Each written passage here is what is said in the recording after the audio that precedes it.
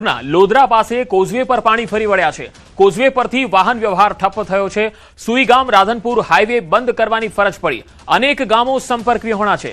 રાધનપુરથી બનાસકાંઠા અને નડાબેટ સુઈગામને જોડતો મુખ્ય માર્ગ બંધ થઈ ગયો છે। કોઝવે બ્રિજ પર પાણીના પ્રવાહ વચ્ચે સવારે એક ટ્રક પલટી મારી ગઈ અને માર્ગ બ્લોક થઈ ગયો। રસ્તા પર વૃક્ષો કાપીને મૂકી અને માર્ગ બંધ કરવામાં આવ્યો।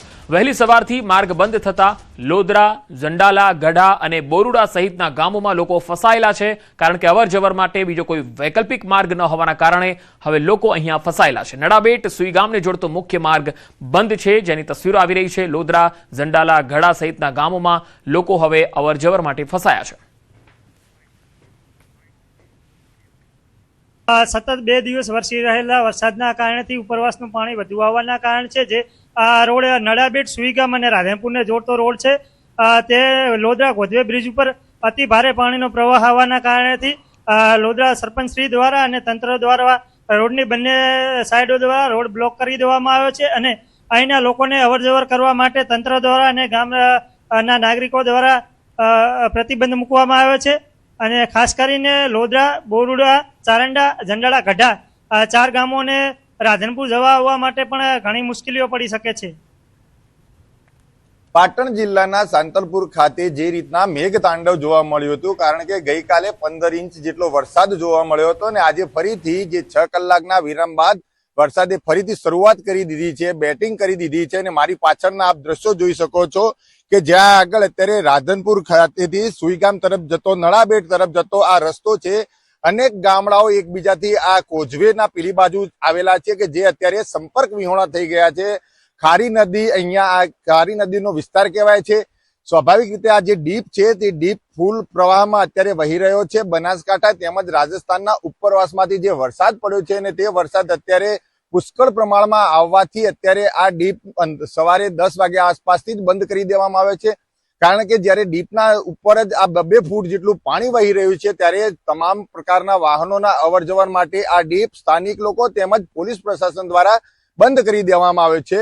વહેલી સવારે 10 વાગે એક ટ્રક અહીંયાથી નીકળતી હતી, ત્યારે જે ટ્રક છે તે પાણીના પ્રવાહમાં તણાઈ ગઈ હતી। સ્થાનિક લોકોના દ્વારા રેસ્ક્યુ કરીને જે ટ્રકના ડ્રાઈવર તેમજ તેનો એક ક્લીનર હોય છે તેને બચાવીને આસપાસની જે સ્કૂલ હોય છે ત્યાં આગળ તો લઈ જવામાં આવે છે, પરંતુ જે રીતના અત્યારે સાંતલપુરના અનેક ગામડાઓ સંપર્ક વિહોણા થઈ ગયા છે, ક્યાંક ધારાસભ્યો તેમજ તંત્ર સહિતના લોકો અત્યારે એકબીજાની મદદે જઈ રહ્યા છે। ટ્રેક્ટરોમાં જે કહેવાય તો માલ સામાન આપવા માટે જઈ રહ્યા છે, ત્યારે આવનારા સમયના અંદર હજુ પણ રેડ એલર્ટ પાટણ જિલ્લાના અંદર ઘોષિત કરી દેવામાં આવ્યું છે અને તમામ લોકોને સાવચેત રહેવા માટે અપીલ પણ કરી દેવામાં આવી છે, કારણ કે જે રીતના પાણીનો પ્રવાહ પણ વધી રહ્યો છે અને ધીરે ધીરે જે રીતના વરસાદ પણ વધી રહ્યો છે, આવનારા સમયના અંદર આનાથી પણ વધારે ભયાનક દ્રશ્યો આવે તેવી શક્યતાઓ હવામાન વિભાગ દ્વારા આપી દેવામાં આવી છે।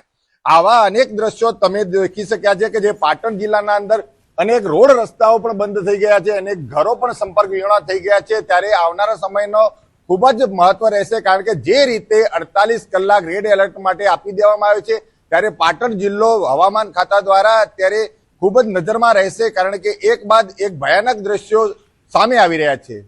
યશવંત પટેલ, ન્યૂઝ 18 ગુજરાતી, સાંતલપુર। અમદાવાદના ગોતા વિશ્વકર્મા પાસે હજુ પાણી ભરાયેલા છે। 48 કલાકના વરસાદમાં હજુ પણ પાણી ઓસર્યા નથી। વિશ્વકર્મા મંદિરથી ગોતા જવાના રોડ પર પાણી ભરાઈ ગયા છે। 48 કલાક બાદ પણ જૈસે થેની સ્થિતિ છે। ધોધમાર વરસાદ વચ્ચે પાણી નહીં ઓસરતા આસપાસની દુકાનમાં ભયજનક પરિસ્થિતિ ઊભી થઈ છે અને હજુ પણ ભારે વરસાદની જ્યારે સંભાવના છે, ત્યારે લોકોમાં ખૂબ જ ચિંતા વધી ગઈ છે।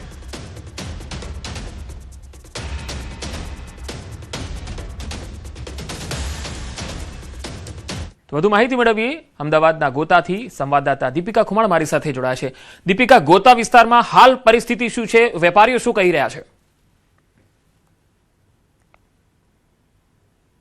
બિલકુલ, અત્યારે પહેલા તો દ્રશ્યો બતાવું પંકજ। આ અમદાવાદનો વિસ્તાર છે, વિકસિત અમદાવાદ, સ્માર્ટ સિટી અમદાવાદ। ત્યાં આપ જુઓ કે ગોતા વિસ્તારની અંદર વિશ્વકર્મા મંદિર પાસે પાણી ભરાઈ જવાની જે સમસ્યા છે તેમાં હજુ પણ લોકોને છુટકારો નથી મળ્યો। વરસાદ વરસી રહ્યો છે ધોધમાર, અને એ વચ્ચે જો હજુ પણ અહીં પાણી જે સ્તર છે તે વધશે તો પાણીનું સ્તર વધશે તો લોકોના દુકાનોમાં પણ પાણી જાય તેવી પરિસ્થિતિ છે. અત્યારે આપ જુઓ તો આ તમામ આસપાસની દુકાનના લોકો છે કે જેઓ પાણીમાં છે. અચ્છા, આ બાજુ તમે મારી ડાબી બાજુ આપને બતાવું, ગ્રેનાઇટની એક દુકાન છે. તો ગ્રેનાઇટ પથ્થરની જે દુકાન છે તેમાં પણ પાણી છે, બધો માલ પાણીમાં છે. જો કે ગ્રેનાઇટ છે એટલે તેને કોઈ નુકસાન નહીં થાય, પરંતુ નીચાણવાળા વિસ્તારની અંદર આ પ્રકારની સમસ્યા છે તે જોવા મળી રહી છે. આસપાસ ખાસ કરીને ફૂડ સૌથી વધારે અહીં વેચાય છે. બીજું ગેરેજ એક બાજુ છે અને પ્લાયવુડની જે દુકાન છે જેમની પ્લાયવુડની દુકાન છે તે લોકોને પણ પ્લાયવુડ પડે તેવી પરિસ્થિતિ સર્જાઈ શકે તેમ છે. કારણ કે છેલ્લા 48 કલાકની અંદર હજુ સુધી પણ પાણી ઓસરતા નથી. લોકો સાથે પણ વાતચીત કરવાનો પ્રયત્ન કરીશું. ભાઈ, તમે અહીંયા પહેલા અહીંયા જે પ્રકારની પરિસ્થિતિ છે પહેલા વાત કરો. મને ખબર છે એ બાજુ આજે हेलो, ये 3 दिन से तो पानी 2-2 फुट भरेलो से. आज थोड़ो मामूली જી कम જી हुआ है. દીપિકા, હું આપણે અહીં અટકાવવા માંગીશ.